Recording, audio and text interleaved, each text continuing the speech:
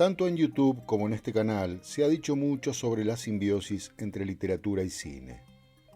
Fructífera relación que ha dado al mundo obras de arte con sus propias características.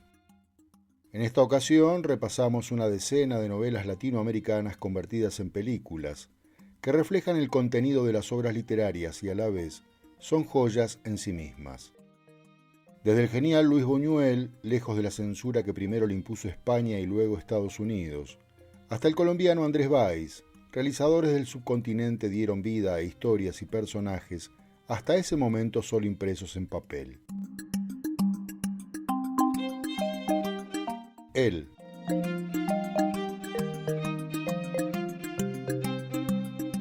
Mercedes Pinto nació en Tenerife en 1889 y falleció en México en 1976. Realizando en este país norteamericano y en otras naciones de Sudamérica una larga y polifacética carrera como escritora y feminista. Cuando tenía 20 años contrajo matrimonio con un capitán de la Marina Española, que hizo de su vida un calvario por la violencia a la que la sometió, lo que marcó su vida personal y artística. A propósito, en 1923 pronunció en la Universidad Central de Madrid la célebre conferencia titulada El divorcio como medida higiénica, y 3 años más tarde publicó su mejor libro, Él. La locura, la obsesión y la opresión patriarcal son los temas de esta novela que se centra en un hombre de comportamiento tiránico, controlador y posesivo. Pinto formula una poderosa crítica al machismo y a las relaciones humanas y sociales de principios del siglo XX, cuyas características principales todavía perduran en nuestros días. Lejos desde hacía tiempo de la censura que primero le impusieron en su España natal y luego en los Estados Unidos, Luis Buñuel se inspiró en esta novela para su película homónima, estrenada en 1953. Protagonizada por el gran Arturo de Córdoba y la maravillosa Delia Garcés, estamos ante un thriller psicológico donde los celos, la obsesión y la paranoia alcanzan niveles patológicos. La cinta fue un completo fracaso comercial, pero sería valorada en décadas siguientes y hoy se la ubica entre las mejores del cine mexicano de todos los tiempos. Ensayo de un crimen. El genial Luis Buñuel no puede aparecer solo una vez en cualquier lista de mejores películas hispanoamericanas que se precie, y Ensayo de un crimen tiene un lugar de honor. Estrenada en 1955, estamos ante una película que gira en torno al drama psicológico y la comedia surrealista. Un relato cinematográfico transgresor y lleno de sarcasmo. Varias mujeres cercanas a él son asesinadas y Archibaldo, el protagonista, se cree un asesino serial por el solo hecho de haberles deseado la muerte, confesando esos crímenes ante la justicia. Su vida pasa ante él y ante quienes deben juzgarlo, develando un desorden mental que puede transformarlo en inocente o culpable. Miroslava Stern protagonizó este filme junto a Ernesto Alonso y fue para la mítica actriz su última presencia en pantalla grande, ya que se suicidó 2 meses antes del estreno. Diplomático de carrera, poeta, director teatral y prolífico y consagrado dramaturgo, el mexicano Rodolfo Usigli publicó en 1944 la novela que inspiró a Buñuel y, según la crítica, inauguró el género policial negro en México. En el libro, su protagonista planea los crímenes perfectos para lograr lo que tanto ansía: reconocimiento social, como uno de tantos heróstratos del siglo XX. A pesar de ese destino al que parece estar condenado, nada sale como él espera, y su impulso asesino, apasionado y metódico, desemboca siempre o casi siempre en la frustración. Crítica a la sociedad burguesa de la época, holgazana y disoluta, también actúa como espejo de la ciudad, de lo urbano, con personajes característicos que habitan sus casas, calles, restaurantes y burdeles. Memorias del subdesarrollo. Seguimos a Sergio, burgués desencantado y escritor algo cínico, que decide quedarse en Cuba cuando estalla la revolución, mientras su familia y amigos emigran a los Estados Unidos. A través de sus reflexiones y memorias, nos revela su desconexión con la nueva sociedad que emerge en la isla caribeña y nos transmite su profunda sensación de alienación. Con La Habana socialista como telón de fondo, Memorias del subdesarrollo explora temas como la identidad, el conflicto entre el viejo orden y el nuevo que el mundo también observa con atención. La novela del cubano Edmundo Desnoes, publicada en 1965, exhibe a su protagonista atrapado entre dos mundos, el de la burguesía decadente y el del fervor revolucionario. Su relación con la joven Elena decanta como metáfora del conflicto interno del protagonista y su incapacidad para adaptarse al cambio político, económico y social que ha experimentado Cuba. El libro fue traducido a varios idiomas europeos y asiáticos y le valió a su autor una inesperada fama internacional, convirtiéndose en un éxito en América Latina y hasta en los Estados Unidos. Al igual que la película dirigida por Tomás Gutiérrez Alea y estrenada en 1968, que adopta un lenguaje fragmentario para abordar el presente y los recuerdos del protagonista y narrador.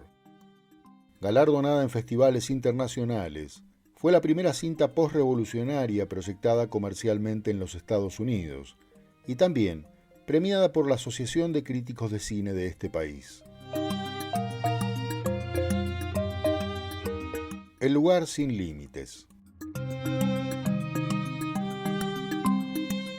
El realizador Arturo Ripstein reunió un equipo literario de relevancia internacional para colaborar con el guión del que fue su octavo largometraje de ficción.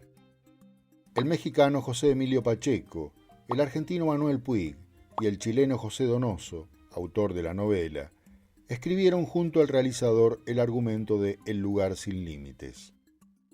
En ese lugar se entrecruzan las vidas de varios personajes, entre ellos la Manuela, una travesti que regentea un prostíbulo junto a su hija, la japonesita, producto de un desliz con la fallecida japonesa.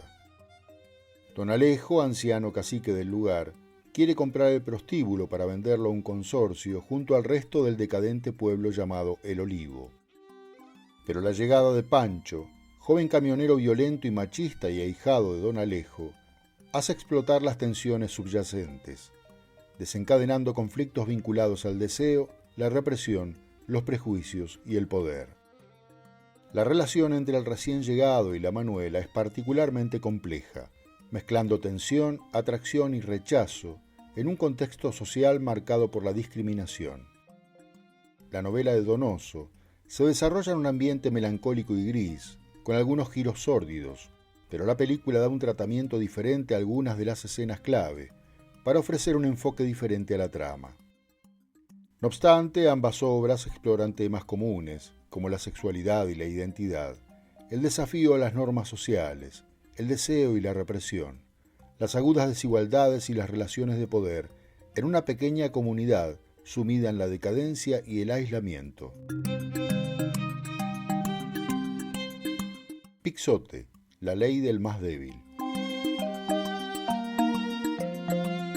Durante más de 2 décadas, José Louceiro trabajó como reportero de noticias policiales en los medios cariocas más populares, lo que le permitió conocer de primera mano el delito que en los 60 y 70 iba creciendo en las favelas de Río.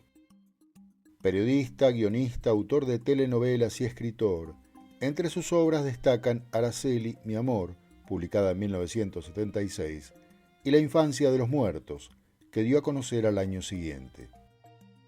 La lucha cotidiana de niños y adolescentes por sobrevivir en las favelas, la brutalidad policial, el abuso de los adultos y el cinismo de la sociedad de bien, pero también la solidaridad, son los temas esenciales de esta obra literaria.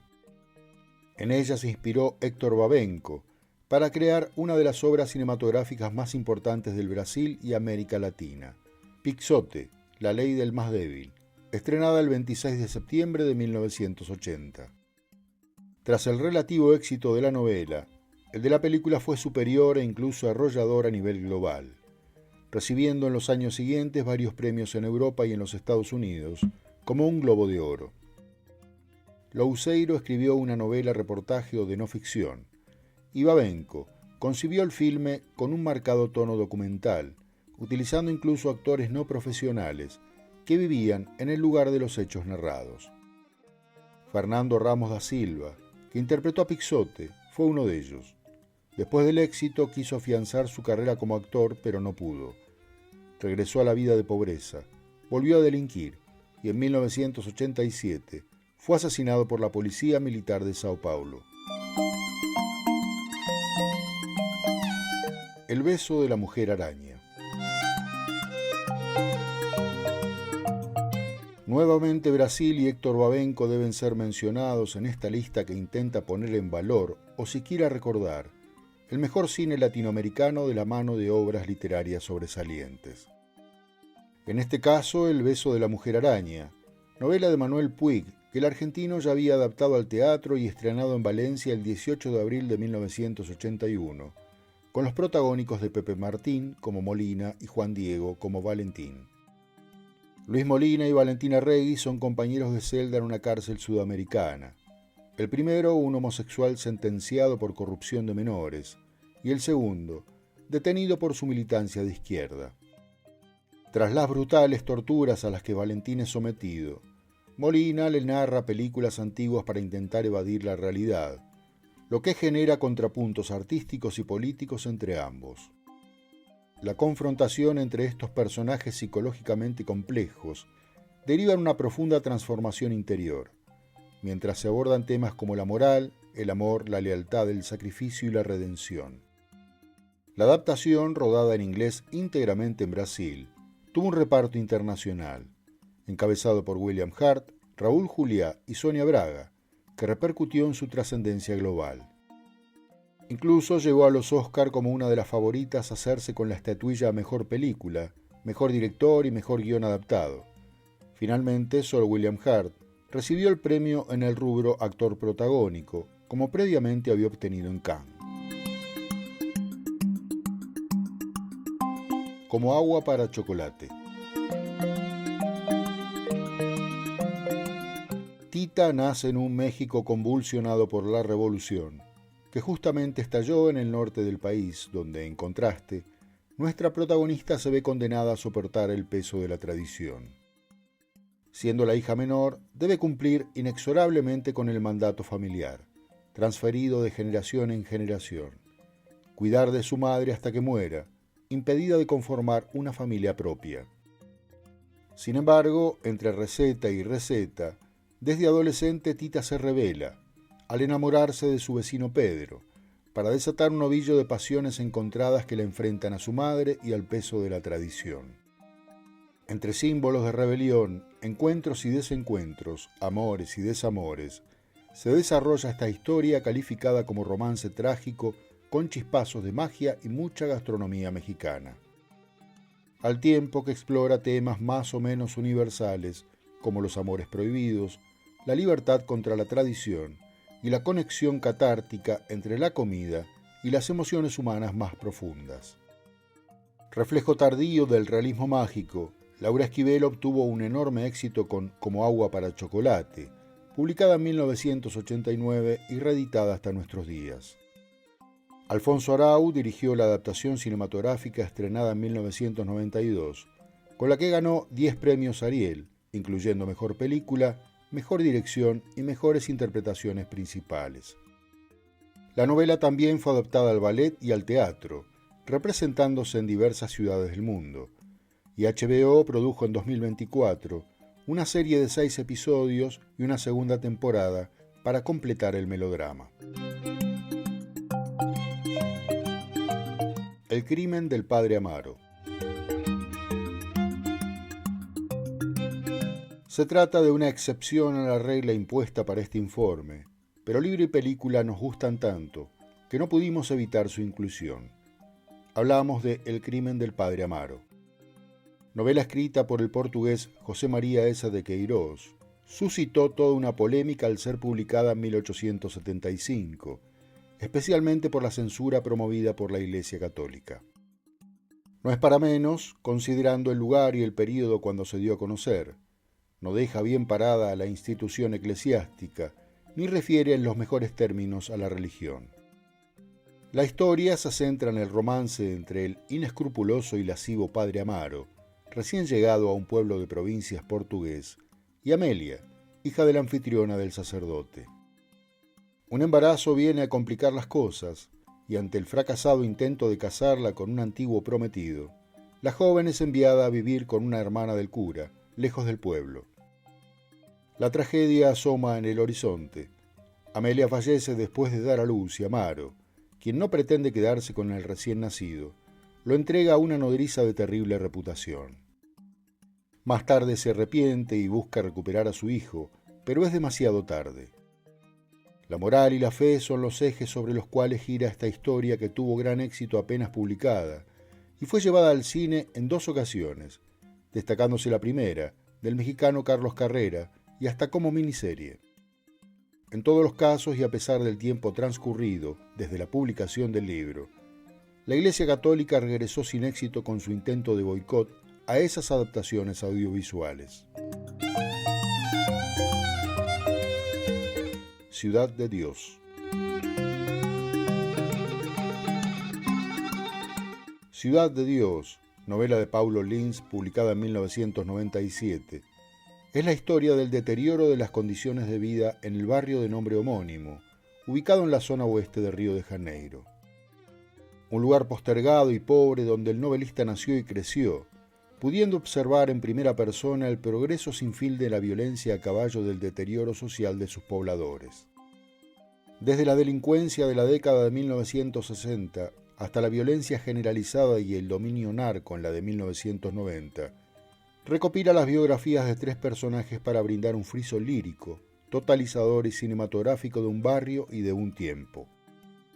El libro recibió muy buenas críticas y resultó un fenómeno de ventas, también traducido a varias lenguas, por lo que el productor y director brasileño Fernando Meirelles decidió llevarlo a la pantalla grande.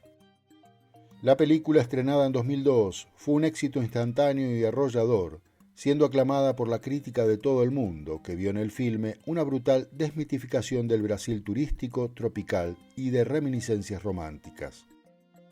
Buscapé es un niño tímido y sensible de apenas 11 años, que observa a otros chicos de su barrio meterse en robos, peleas y enfrentamientos con la policía. Como Dadiño, el recién llegado de su misma edad, que inicia el aprendizaje criminal. Buscapé bien podría ser otro aprendiz de delincuente, pero tiene su propio sueño si es que puede sobrevivir y salir de la ciudad de Dios, convertirse en fotógrafo. En 2024, HBO produjo una miniserie de 6 episodios que sirve de secuela a la película para seguir la historia de sus personajes principales, tomando como base las fotos de Buscapé. Satanás, perfil de un asesino. Satanás, novela de no ficción publicada en 2002, recrea hechos reales ocurridos el 4 de diciembre de 1986 en Bogotá, conocidos como la masacre de Poceto. Aquel día, Campo Elías Delgado Morales, un ex sargento del ejército de los Estados Unidos, asesinó a 30 personas e hirió gravemente a otras en 3 sitios de la capital colombiana, la mayoría en el restaurante Poceto, a donde concurría habitualmente. El raid criminal se inicia en el apartamento de una de sus estudiantes de inglés, con la que estaba obsesionado, matando a su alumna y a la madre. Regresa a su casa y asesina a su propia madre. Armado y lleno de furia y frustración, sale de su casa y en el camino hacia el mencionado restaurante mata a otras personas. Llega a Poceto, cena e inicia la masacre, hiriendo y asesinando a sangre fría a numerosos comensales. Hasta hoy no se sabe con certeza si se suicidó en el lugar o acabó siendo abatido por la policía. Mario Mendoza, autor del libro, conoció al asesino en la universidad y desarrolla esta historia desde la perspectiva de 4 personajes diferentes: el asesino y 3 de sus víctimas. La película del colombiano Andrés Báez, estrenada en 2007, se centra en la psicología y personalidad de 3 personajes: un sacerdote, una mujer que quiere salir de la pobreza y el múltiple asesino hasta su desenlace.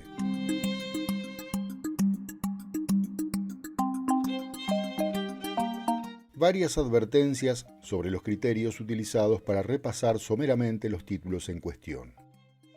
La primera: para la presente selección no se tuvieron en cuenta producciones cinematográficas argentinas, que fueron abordadas en un video anterior, cuyo enlace te dejo en la descripción. Segunda, se presentan solo filmes producidos y estrenados en el período que va desde mediados del siglo XX hasta la primera década del nuevo milenio. Queda para más adelante un repaso del período previo. La última. Este no es un ranking, sino una lista, un recordatorio del valor universal tanto de la literatura como del cine producidos en este lado del mundo, tan lejano de las llamadas mecas de la cultura.